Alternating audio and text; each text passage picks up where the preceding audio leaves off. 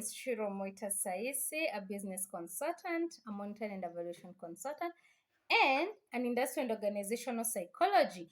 Welcome to Business Class 101. This is where we talk about some of these businesses that you can start up and they become either your side hustle or your main hustle.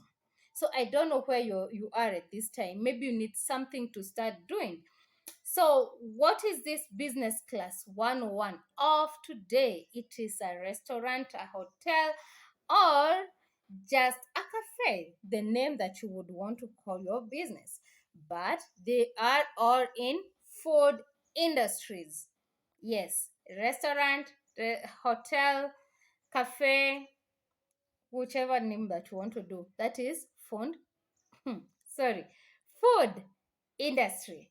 So, what are some of the considerations when it comes to this food industry? Ask yourself, number one, where will I be buying these foodstuffs? Do I want to be buying it at the supermarket? No, that would be a big no. Don't go buying the cereals in the supermarket. Buy them from the market or from the cereal sellers. You can easily negotiate with them and tell them this is a restaurant that I'm running, and they'll give you at a cheaper price. So, if you want to do this business, that is the first question.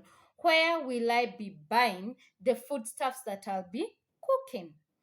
And then you also need to ask yourself, what will I be cooking? For instance, the estate where I live, people cook different stuffs. There's that one who cooks beans, and everyone knows them about beans, and she's selling like nobody's business. There's another one who sells maize. There's another one who sells mandazis. There's another one who sells mahamri. There's another one who sells chapo.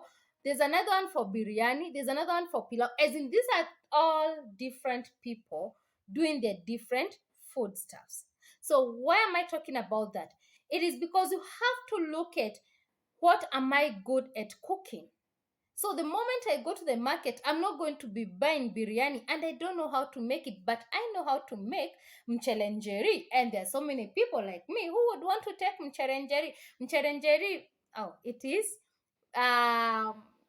potatoes, rice, and carrots, and dania. For us, they're very, very, very sweet. So I'll go to the not the supermarket, to the market and buy that and make it so nice so that my customers are going to like it. Number two, location. You have to ask yourself, what location am I in? For instance, like I was telling you, these people do it within this estate. So they have seen that instead of me going to open a hotel outside or to just go and open a certain kibanda somewhere, why don't I just cook for these estate people who don't feel like cooking? And I'm not saying that those people who don't feel like cooking, they are lazy. No. There are those people who just say, I don't want to waste a lot of time cooking. And there's somebody else who can ease my pain of cooking with supplying me with food, already cooked food. Another key thing that you need to ask yourself when you're coming into this business of food stuff is, what am I going to cook? Is it pre-cooked or totally cooked? Because there are people who don't want their beans that overly cooked. The people just want the chapatis which are just pre-cooked and they don't want them to be applied the oil because they have their own oil. So ask yourself, what does my customer want? Do they want the pre-cooked food and then they'll finish up cooking by themselves, or they want already cooked food? So that is a key question that you need to ask yourself. What type of food will I be cooking for this customer? There are others who will tell you that for me, if you make them a little bit overly cooked, it will be better for me. So that is also something that you need to answer to yourself the moment you're coming up with this restaurant's business. Number four, niche of the business.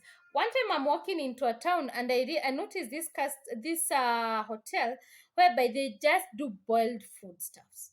So I used to wonder, because it attracted me to going inside and understanding this business.